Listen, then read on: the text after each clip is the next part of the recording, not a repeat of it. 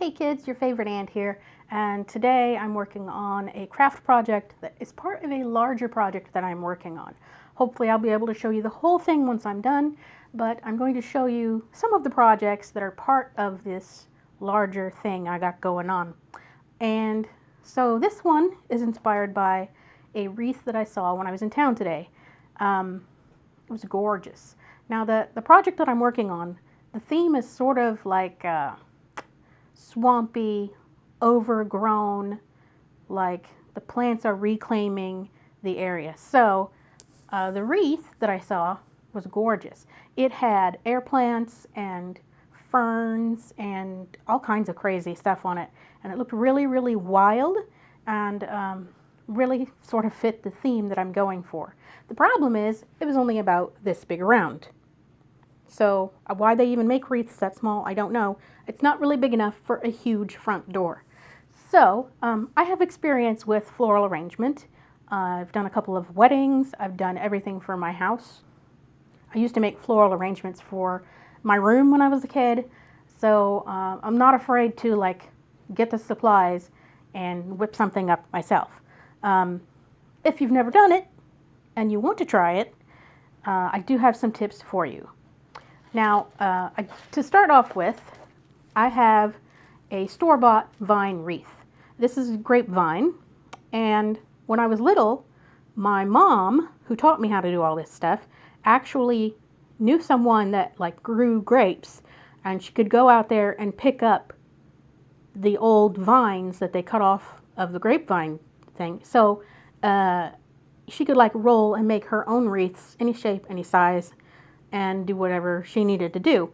I don't have a source for that currently, so I had to get the store-bought. Now, it's pretty well round. It's not perfect, but because the theme I'm doing is like nature's taking over and it's a little bit wild and woolly, it doesn't need to be perfect. It's actually perfect being imperfect.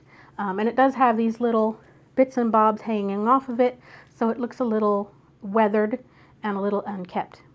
They do sell many, many different kinds of wreaths, but this one sort of fit the theme, and it was most like the wreath that they used in the little one that I saw. I also have some air plants and some, what do you call these? They're not bromeliads. They're like hens and chicks and stuff, and plants that are related to that. I also have some ferns and something that kind of looks like baby eucalyptus or maybe duckweed. I don't know. It's got little tiny round leaves. It just looked swampy, bushy. We want this to look pretty wild when we're done. It doesn't matter which craft store you go to, all of their foliage from summertime, like Ferns and Greenery and these hens and chicks and stuff, should be on sale.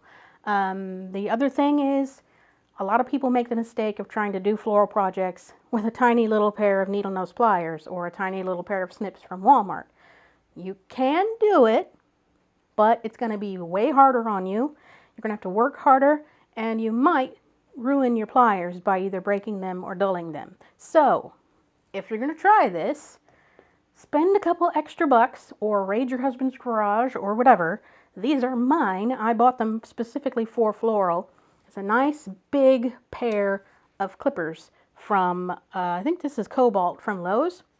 And these are pretty good. They're not dulling.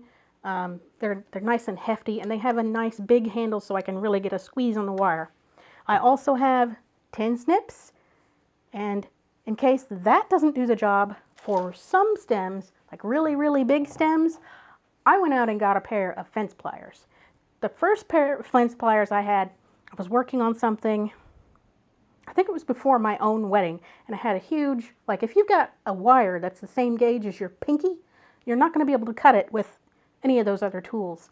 And we had fence pliers at work because we had chain link fences around some of the property, and I borrowed them, and as soon as I got done borrowing them, I went out and bought these.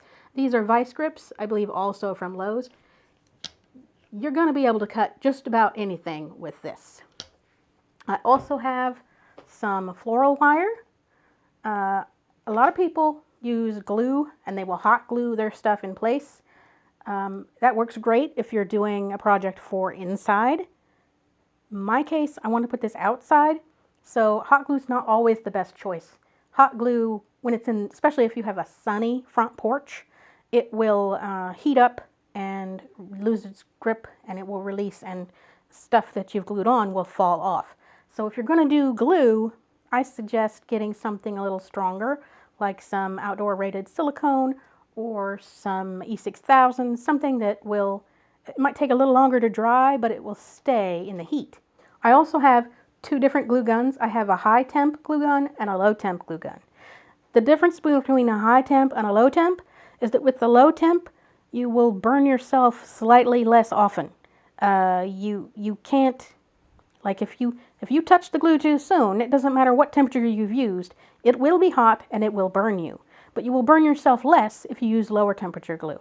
That's exactly how my mom described it to me, and that's exactly true, because I've been using hot glue for years and years, and I can't tell you how many times I've gotten burnt just because I'm too impatient, or I need to put something just in the right spot, and I don't have like a wooden chopstick or something to push on it. So that being said, let me take a minute, and because the first thing I need to do is cut all of the stems to be the right size to fit into the wreath, and we'll start laying on some greenery. Before I start laying on greenery, I want to look at my wreath and I want to decide two things. I want to decide which is the front and which is the back, and also orientation, which spot is going to be the top. So I have turned this wreath a couple different ways, and I think I've decided that I like it like this. It's totally subjective. It doesn't matter what way you choose to orientate your wreath. It just matters if it looks good to you. And I think I've also decided, here's this side, here's this side. I think I would also like this side to be, like the side that's towards me, to be the front. So we have the front side and we have the top. I'm going to lay it flat on the table with the top obviously in the top. It just sort of helps me keep it straight in my head which way is up. I also have counted my stems. I have 7 fern stems. I have 6 stems of the little round leaves, and I have 6 of these smaller green stems. And I think what I'm going to do is work from biggest piece of greenery to smallest. So that means I'm going to be laying on ferns first, and you kind of just lay them on there until you get them arranged in a way that looks pleasing to you. Now, I'm trying to make this a round wreath, and even though I have chosen a top, I don't necessarily want it to like, here's the top. So all of my ferns, I'm going to try to face them the same direction. And I counted them because I wanted to know about how many I need to leave space for. If I want to use them all, I need to space them properly. So I think that one was actually, looks better as part of that. So now you can see I pretty much have ferns over the whole thing. Now right now they're lined up in such a way that they're covering the vine. I'm actually going to stagger them so that they stick out on both sides and leave a little bit of the vine wreath showing. All right, so this is roughly how I want the first layer to look. A lot of people would go ahead and glue these into place if they were using glue. I recommend, if you're not very experienced in building floral arrangements, wait to glue until the very end, because you can always pull things off and move them if you need to. That's another reason why I like not gluing them. But as you can see, I've kind of just stuffed them way down in there in some places and left them hanging out in others. And I'm going to continue this process with the other greens that I have.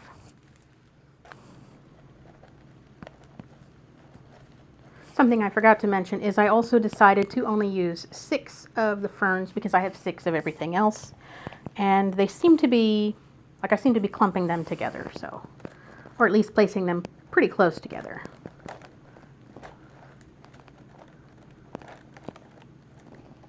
And don't worry too much if you have stems sticking out around the wreath, because you can always secure them with a little bit of wire and or glue.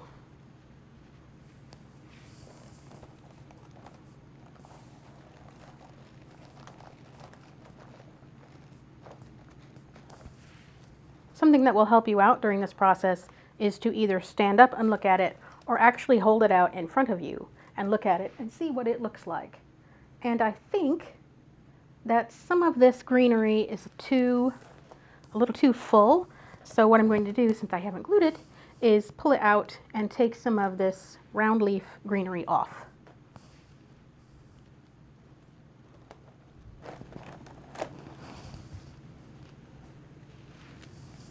The fun thing about not using it all is that I'll have it for some of my other projects, and using some of the same floral in different spots in the room ties everything together and unifies the design better. So it's actually working out pretty well. I mean, since I got everything 50% off, I don't have to be totally cheap, but it does save money if you can split your stems up and use them in multiple places. Did I change this one yet? I did not. All right.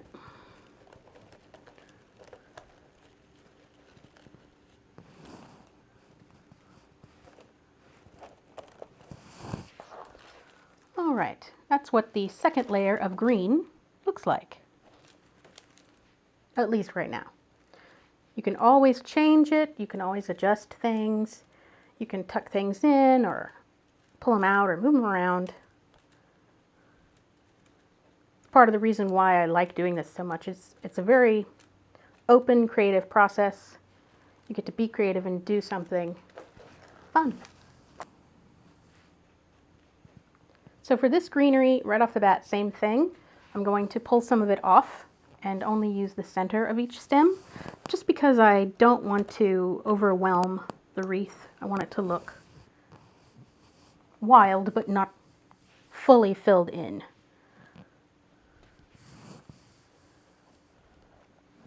I want some of the brown vines to show through. I also recommend doing something that varies here and there.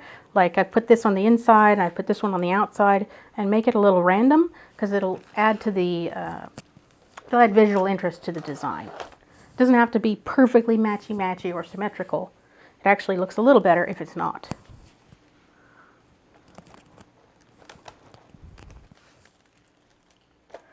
Okay, here's what I have so far. Hopefully you can see that it is starting to look like it's filling out, but it's not completely covering up the vine. You can still see some of the brown through it. I really like that look. And yeah, onward we go to adding some little spots of color and some other areas of visual interest. And you can literally like still be preening as you're going, because you're going to change your mind, or when you add things it's going to look different, so you'll probably play with it a lot.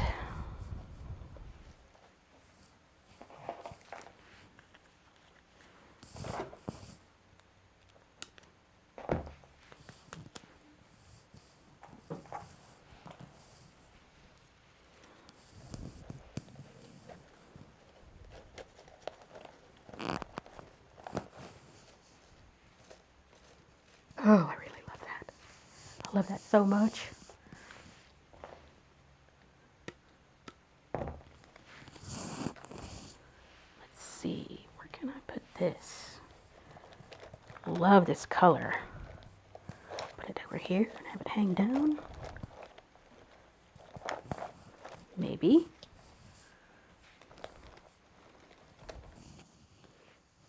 And I don't necessarily want this to make sense, if you understand what I'm saying. Like, I don't care necessarily if these plants would naturally grow together. This is supposed to be, you know, a little bit like nature gone haywire. So having an odd combination, different colors, is actually, you know, what I'm going for. Let's see.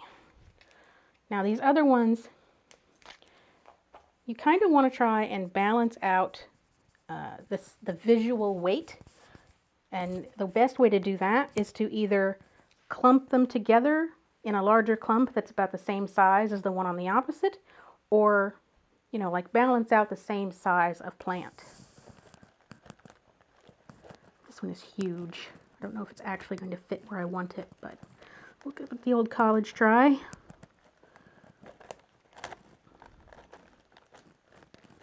Grad school try? I don't know. We'll try it. I don't think it's gonna. Ooh, this is nice. This is where I'm adding the visual texture and the color differences. Because all of these plants have different shaped leaves. Some of them are spiky, like this is a fake cactus. Some of them are smooth. Some of them are pointy, like in other ways, like not spiky, but pointy. Let's try this one over here instead. Get it in there. Ooh, I like that. I like that a lot. Creepy. Now, might be a good spot for one of the smaller ones.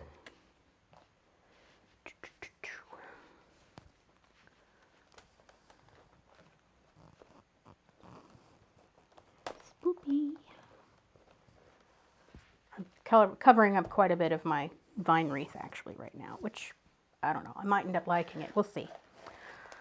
I've got one more spot. This one's just too big. It's just too big. Too big. Use it somewhere else. How about another one of these?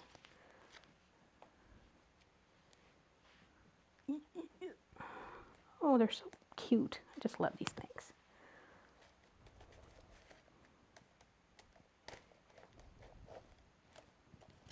Oh, I love them so much. Purple centers. Now, what I have is a bit unbalanced, so I may need to move some things. I think I'm going to move, let's move this down here. Maybe we can put the air plant with it. Ooh, that's fun. And then I need to put something else up here that's this color. I can't help myself. I have to have balanced out colors. I feel weird if my colors aren't balanced. So I have to have red in 3 spots and green in 3 spots. But they're not the same plants in every spot, so I'll show you what I'm talking about in a minute.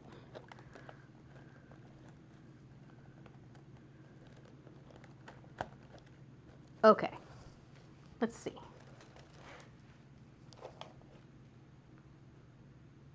That is weird and wild, and I kind of love it. I'm also going to put another one of these up here at the top because it's a little sparse.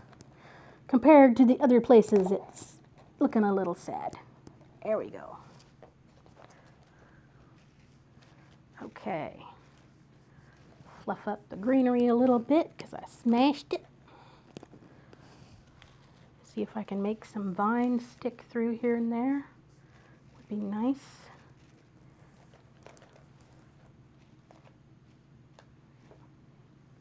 I feel like I need some more stuff sticking in the middle. So you literally just grab stuff and move it around until it looks right. It seems weird, but that's what I do. And since I have some extra, you know, if I need one here or there, I could just add it in. Doesn't necessarily have to be attached to its main stem, but I think that's pretty good. A little wild, a little crazy. These cacti are too straight. I mean, I know they grow relatively straight, but they're not supposed to be perfect. They're probably the fakest looking thing in here, to be honest. But there we go. It's a little better. Maybe I'll stick that one out. Ooh, spiky. Get your spiky self out there. All right.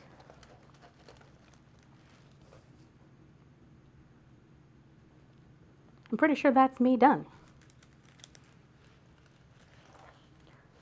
I will hang this and see if I can get a good picture of it so you can see, you know, what it looks like without me in the middle. Hi.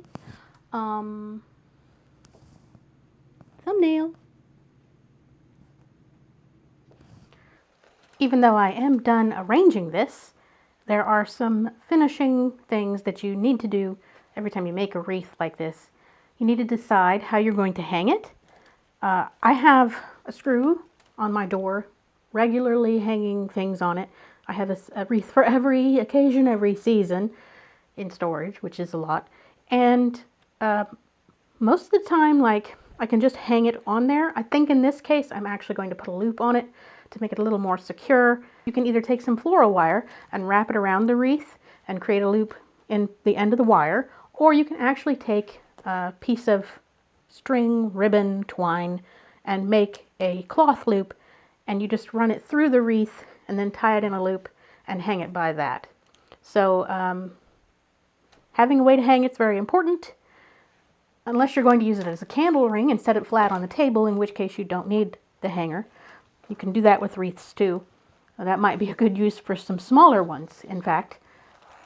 Since I'm hanging it though, I will need a loop to make sure that it hangs properly. And the other thing is, you can just leave it as is. You can also, if you don't like the colors or you want it to be all one color, you can spray paint a wreath. The grapevine is paintable, and the plastic flowers are also paintable. You can paint silks and you can paint real ones too, but they tend to be a little tacky. So you could like paint this all one color and have it monochrome, like you could make it all black if you were doing a Halloween wreath, or you could make it all red and green if you wanted to do Christmas. You could do some weathering to it, like you could like speckle it with either a little black or a little brown or a little bit of light green to make it look like it's moldy or mossy. What I'm going to do is actually, once the whole project is finished, add a finish to the entire thing so that the whole design has the same weathering, the same aging on it. I hope that you've enjoyed this wreath project. If you have, don't forget to like, share, and subscribe, and hit the bell icon to be notified when I upload a new video, including related projects that will fit into the overall grand design. Don't forget to leave some feedback in the comments and tell us what you'd like to see on the channel. And until next time, love you, kiddo. I'll see you later.